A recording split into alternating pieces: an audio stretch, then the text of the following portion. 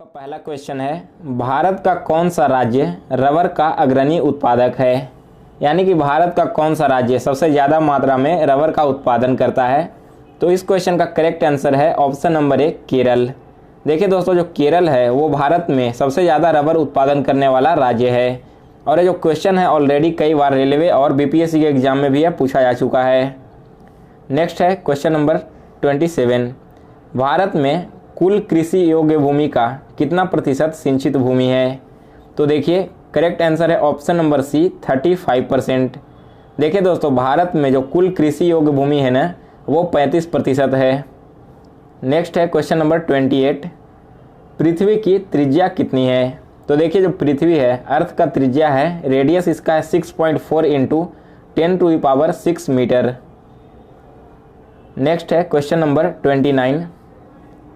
निम्नलिखित में से भारत के किस संघ शासित प्रदेश में सर्वाधिक प्रति वर्ग किलोमीटर जनसंख्या वाला घनत्व है। तो देखिए यह है दिल्ली। करेक्ट आंसर है ऑप्शन नंबर सी। नेक्स्ट है क्वेश्चन नंबर 30। कौन सा बंदरगाह शहर नर्मदा नदी के तट पर बसा हुआ है। तो देखिए नर्मदा नदी के तट पर बसने वाला शहर है भरूच। नेक्स्ट है क्वेश्चन नंबर 31। मुंडा और संथाल जनजातियां किस राज्य की निवासी है। तो देखिए दोस्तों, बिल्कुल इजी क्वेश्चन है। ये जो मुंडा और संथाल जनजाति है यह आपके झारखंड के निवासी हैं, यानी कि option number D correct answer है। और यहाँ पर आप लोगों को जो मैं हिस्ट्री पढ़ाऊंगा तो उस समय बताऊंगा कि जो मुंडा और संथाल हैं इन दोनों का विद्रोह भी हुआ था, काफ़ी फेमस विद्रोह है। तो उन सब के बारे में आपको पूरी डिटेल्स दूंगा। फिलहाल चलिए आगे बढ़ते हैं अगले क्वेश्चन की ओर। 32 क्वेश्चन है क्या है, किस स्थान पर जमशेदजी टाटा ने Tata iron and steel company की स्थापना की थी। तो करेक्ट आंसर है जमशेदपुर में।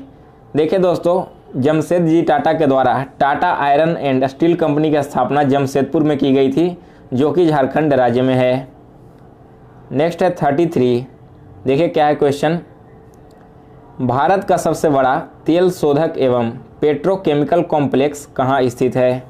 तो देखिए भारत का सबसे बड़ा तेल शोधक यह स्थित है जामनगर गुजरात में, यानी कि ऑप्शन नंबर 1 करेक्ट आंसर है। नेक्स्ट है 34। देखिए 34 क्वेश्चन क्या कह रहा है, काफ़ी इंपॉर्टेंट क्वेश्चन है कि सूर्य ग्रहण कब होता है। तो देखिए दोस्तों, सूर्य ग्रहण कब होता है, जब सूर्य और पृथ्वी के बीच चंद्रमा आ जाता है। मान लीजिए यह आपका सूर्य है और यह पृथ्वी है, अगर इन दोनों के बीच में यहाँ पर चंद्रमा आ जाए तो इसी को हम लोग सूर्य ग्रहण कहते हैं। नेक्स्ट है 35। रेड क्लिफ रेखा किन दो देशों के बीच की सीमा रेखा है। तो देखिए यह दो देशों के बीच की सीमा रेखा है वो है भारत और पाकिस्तान के बीच। और दोस्तों यहाँ पर जो भारत और चीन के बीच जो रेखा है ना उसे मैकमोहन रेखा कहा जाता है। सो आप इन दोनों लाइन को याद रखिए। चलिए आगे बढ़ते हैं। नेक्स्ट है क्वेश्चन नंबर 36। 36 क्वेश्चन क्या है, पश्चिमी भारत में थार मरुस्थल के विद्यमान होने का सबसे बड़ा युक्ति संगत स्पष्टीकरण क्या हो सकता है।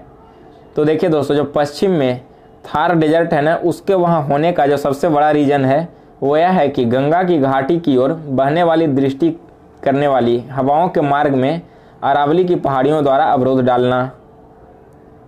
नेक्स्ट है 37 क्वेश्चन। 37 क्वेश्चन क्या कह रहा है, किस बांध के निर्माण को लेकर तमिलनाडु और केरल के बीच में विवाद है। तो इसका करेक्ट आंसर है मुल्ला पेरियार बांध। इसके बारे में मैंने आपको ऑलरेडी कई सारे जीके के वीडियो में बताया है कि तमिलनाडु और केरल के बीच में एक विवाद चल रहा है और वह किस बांध के लिए चल रहा है, तो आपको याद रखना है मुल्ला पेरियार बांध के लिए। नेक्स्ट है 38 क्वेश्चन, वायु अथवा जल के द्वारा भूमि की ऊपरी सतह का निष्कासन क्या कहलाता है। तो देखिए दोस्तों, यह कहलाता है मृदा क्षरण। वायु यानी एयर और वाटर के द्वारा जो भूमि जो अर्थ है ना उसको ऊपरी जो सतह होती है, मान लीजिए भूमि है, इसकी ऊपर की जो मिट्टी है यह वायु और जल से बहकर दूसरी ओर चली जाती है और इसे ही कहा जाता है मृदा का क्षरण होना। चलिए आगे बढ़ते हैं। नेक्स्ट है 39 क्वेश्चन। 39 क्वेश्चन क्या कह रहा है, निम्नलिखित में से किस जोड़े का सही मिलान किया गया है। तो देखिए दोस्तों, यहाँ पर जो ऑप्शन नंबर सी है ना झारिया कोयला के लिए फेमस है, ये वाला मैच बिल्कुल सही है, जबकि इसके अलावा बाकी के जो तीनों ऑप्शन है वो बिल्कुल गलत है। अच्छा देखिए दोस्तों, यहाँ पर ऑप्शन नंबर ए में क्या था, नेवेली। तो आपको मालूम होना चाहिए कि जो नवेली है ना, यह फेमस है लिग्नाइट के उत्पादन के लिए। वही देखिए बी वाले ऑप्शन में क्या है, राउरकेला।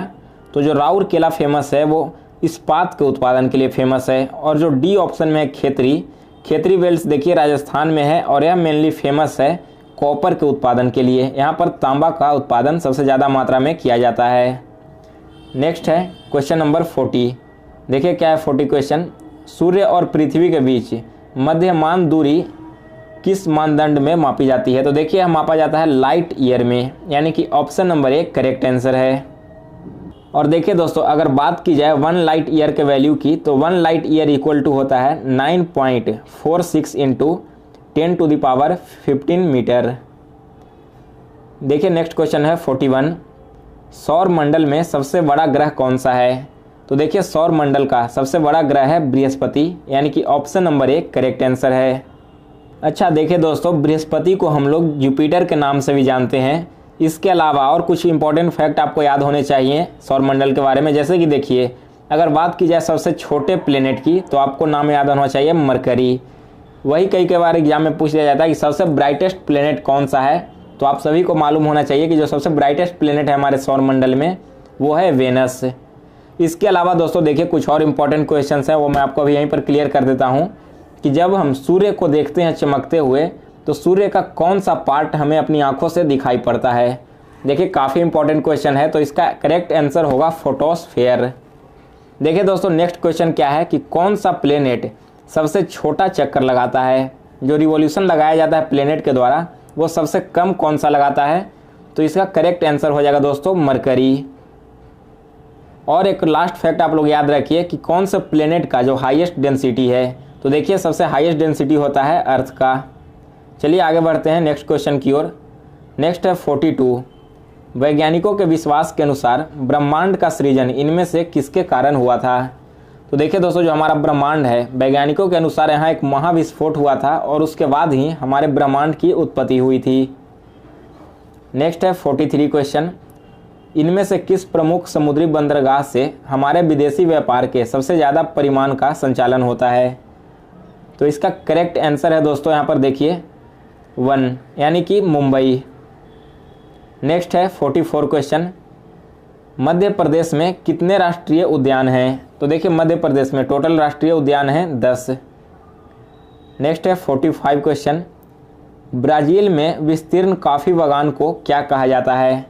तो देखिए ब्राज़ील में एक विस्तीर्ण कॉफ़ी बागान है और उसे और भी किसी नाम से जाना जाता है। तो करेक्ट आंसर है फेजेंडास। नेक्स्ट है 46 क्वेश्चन। विविधता क्या है। देखिए बायोडाइवर्सिटी, यहाँ पर देखिए इसका मतलब होता है एक ही प्रजाति के व्यक्तियों के बीच अंतर, एक ही माता पिता की संतानों के बीच अंतर और माता पिता और संतानों के बीच के अंतर। यानी कि इस क्वेश्चन का ऑप्शन नंबर डी करेक्ट हो जाएगा, उपरोक्त में से सभी। नेक्स्ट है 47 क्वेश्चन। देखिए इनमें से किस राज्य में न्यूनतम वार्षिक बरसात होती है। काफ़ी इंपॉर्टेंट क्वेश्चन है और इसका करेक्ट आंसर है option number D Rajasthan. Next है 48 क्वेश्चन। केरल राज्य इनमें से किसकी अनुपस्थिति में सुस्पष्ट नजर आता है। तो देखिए दोस्तों केरल में जो सबसे कम मात्रा में उपलब्ध है वो है कोयला, यानी कि ऑप्शन नंबर 1 करेक्ट आंसर है। इसके अलावा दोस्तों मैंने आपको बताया था कि वहाँ रबर सबसे ज़्यादा उत्पादन होता है। इसके अलावा जो केरल है वो आपका तट मार्ग पर स्थित है, इसलिए यहाँ पर जल मार्ग भी है और टिम्बर का भी उत्पादन वहाँ काफ़ी मात्रा में की जाती है। नेक्स्ट है क्वेश्चन नंबर 49। इनमें से कौन से खनिज से भारत आत्मनिर्भर नहीं है। तो देखिए करेक्ट आंसर है ऑप्शन नंबर ए तांबा। और आज का लास्ट क्वेश्चन है दोस्तों 50 नंबर। वायुमंडल की कौन सी परत रेडियो तरंगों को पृथ्वी की सतह पर वापस परावर्तित करती है।